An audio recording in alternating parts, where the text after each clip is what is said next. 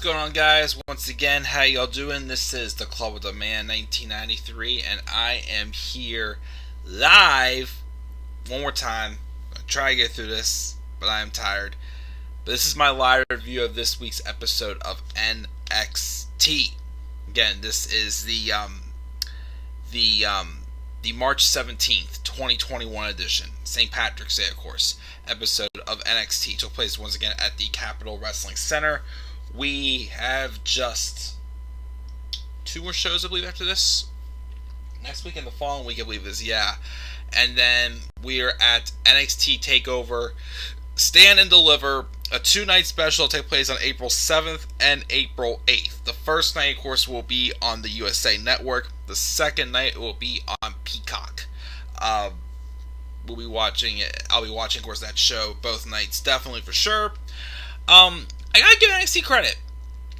I actually was intrigued by this week's show a little bit more than recent. I'm still not the biggest fan of them doing a 2-night takeover. I still don't think it's really necessary right now, but yeah, I think we have a little more interesting stuff to expect. I'm feeling a little more excited about it than I feel like I should be. We had a couple returns from the UK on this show. We had a tag title match. We had a couple other matches basically getting set in stone on this show.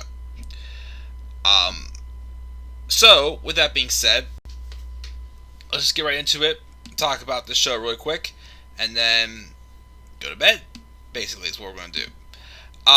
The show opened up with Finn Balor and Karrion Kross cutting a promo about how they're going to fight for the NXT title at NXT TakeOver Stand and Deliver.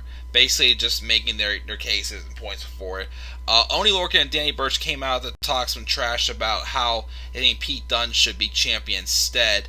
But then Scarlett gloated them into basically putting their tag titles on the line, getting all seductive sounding and whatnot, and basically just trying to pushing them to the point where they're gonna deny that they're cowards.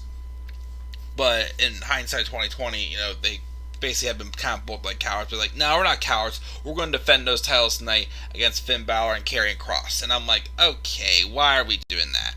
Like, why? I didn't get why we had to do Finn Balor and Karrion Kross in a tag title match. But at least led to something that I did like, though. We'll get to that towards the end. But of course, at first, when they did this promo, I'm like, okay, come on. Why using Karrion Kross as a babyface? But by the end of the night, it was, now that's what I'm talking about. So we'll get to that, of course, when we get to the end of the show. We had a match between Dexter Lumis and Austin Theory. Austin Theory, I don't know what the heck is up with this, but this feud is just wonky as hell, and I don't care about it. Dexter Lumis won by submission as he gets Austin Theory to pass out. As he, again, like I said, this stuff with Dexter Lumis and Johnny Gargano just does not amuse me at all whatsoever. We also had a segment with Adam Cole, basically addressing Kyle O'Reilly. How he said, Kyle, to be honest, man, I didn't have a problem with you until last week. The thing was I just did not need you anymore. But you had to go out of your way and cost me the NXT Championship match he had with Finn Balor last week. And then you proceeded to, beat me. Well, Kyle, let me tell you, he basically says, Kyle, he's not saying that Kyle was the one who made this personal. And now he wants to come after Kyle O'Reilly. Regal, though, came out and he mentioned how, Kyle O'Reilly should not have even been there last week, saying that he was not clear to compete. And thanks to what happened last week, he has been, injured worse, and extending his time off, he'll be clear to compete again. But then Kyle O'Reilly was saying, had a promo over, but Regal did say, before I get to that, I'm sorry, I lose my train of thoughts, I'm getting tired.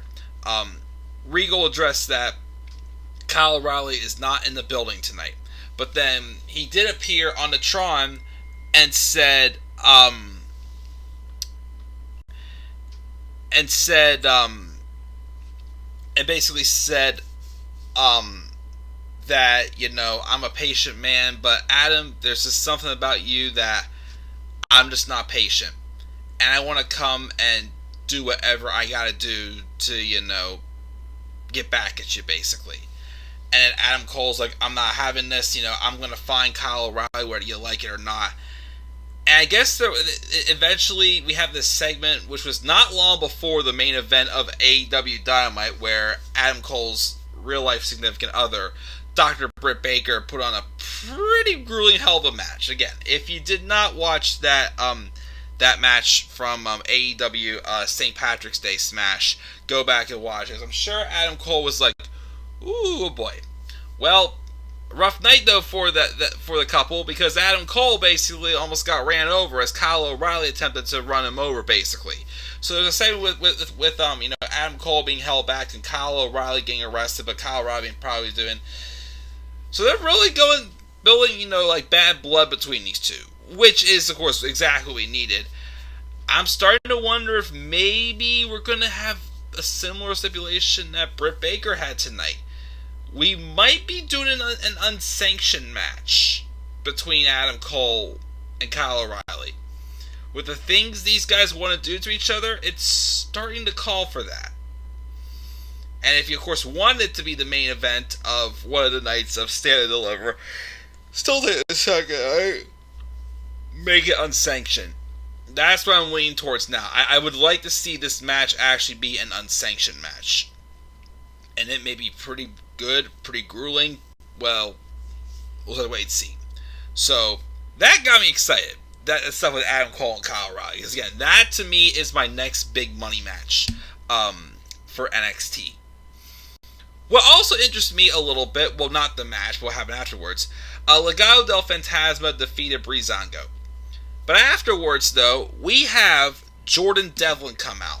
This is the first time since the pandemic, and of course when they had the interim Cruiserweight Championship tournament when Santos Escobar won it. This is the first time since, the ban's been lifted that Jordan Devlin is back in the States, and he came to confront Santos Escobar. And basically, they just want to settle this once and for all as to who the true Cruiserweight Champion is. They made their arguments, of course, as to, why they should be considered the better one. And Escobar tells them, go back to the UK, take care of your business, which maybe that match with Trent Seven, because if you're not keyed up with NXT UK like I do, in NXT UK, Trent Seven is losing weight, trying to, qualify for a Cruiserweight title shot. I'm sure we're going to get the results of the weigh-in this week on NXT UK tomorrow. Possibly. We'll see. Because we're supposed to get them on the bump. So, at TakeOver Stand and Deliver, you're going to be Jordan Devlin and Santos Escobar, or Trent Seven and Santos Escobar. We'll have to wait and see, but either way, we're going to get back to just one Cruiserweight champion, which works for me for sure, because okay, even though, that it wasn't completely their fault because of the pandemic, I kind of hated for a while how, both on NXT UK and in NXT, they were just acting like, neither one of them, really existed at times. Well, Devlin acknowledged that first when he came back, but then it just kind of faded away for a while, but, I'm interested to see that match for sure, because I like both of them. So that interests me. Also, we had Zoe Stark have another match against Dakota Kai. Dakota Kai won. Afterwards, though, Io Shirai came out and handed a contract to Raquel Gonzalez. And it seems Raquel Gonzalez is going to have a women's title shot at Stand and Deliver, which I'm still like, why? Again, Raquel Gonzalez is fine, but I just don't think she's worthy of being the one to dethrone Io. I'm starting to think they are going to do it because since she won the War Games match, but I don't think that Raquel Gonzalez is the one to dethrone Io. But we'll see. Maybe the match will surprise me and impress me. Who knows? We got that. Tommaso, I guess something happened with Timothy Thatcher and Imperium. Tommaso Ciampa had a match with Marcel Barthel, and he defeated Barthel But then afterwards, we got the now 712-day United Kingdom champion Walter making his first appearance in America in, I'd say, roughly about a year and a half maybe. It's been a while, of course, besides the pandemic. But he appeared and they took out Ciampa. So I don't know if the title will be on the line, but if you want to do Tommaso Ciampa versus Walter, whoo! If you thought Ilya Dragunov and Walter put on a clinic, I'd be very intrigued to see what Walter and Tommaso Ciampa can do. I feel like their chemistry would mesh very good together for sure in the ring. So that's actually a match I'm pretty excited about. Also, I'm excited about Kyle O'Reilly and Adam Cole. The Cruiserweight title match intrigues me. Of course, this match I definitely would like to see Walter and Tommaso Ciampa. So some matches I'm excited for, some I'm not. And then LA Knight defeated August Gray in his in-ring debut, but they're still teasing a match between him and Bronson Reed, which will probably happen at Stand and Deliver. And then the main event, we have Oney Lorcan and Danny Burch defeating Finn Balor and Karrion Kross by pinfall, but apparently Danny Burch got injured during the match. Finn Balor ate the pin, and then afterwards, Karrion Kross attacked Finn Balor. And when he did that, was one of the moments where I'm like, you know what? There we go. That's the not Finn Balor. That's the Karrion Kross I'm looking for. Not this babyface-ish Karrion Kross, but just Scarlett playing the mind games with Finn, I guess. So that the way it closed, the way it opened up with Kross kind of being like more of like a babyface, I'm like, okay, I don't get that. But then closing as the heel again, showing it was all mind games and a ruse, I'm like, there we go. Like that's the Karrion Kross I was waiting to see. And yeah, I'm giving Kross and Balor a chance at Stand and Deliver. It should still be a good match. That probably will be where Kross wins back the championship. But we'll have to wait and see. But yep, that's gonna do it, guys. That's my very quick live review of NXT. I gave the show a B. Again, there was stuff that interests me. Matches that I found interesting being added to the card that I'm excited about. So we'll see as we have 2 more weeks left for NXT TakeOver Stand and Deliver. We'll see where it goes from there. So once again, guys, I gave NXT a B this week. What were your thoughts on NXT? Make sure to leave your thoughts down in the comments section below. And be sure as always to slap a like on the video and subscribe for more content on my channel. Follow me on Twitter at DemandAir93.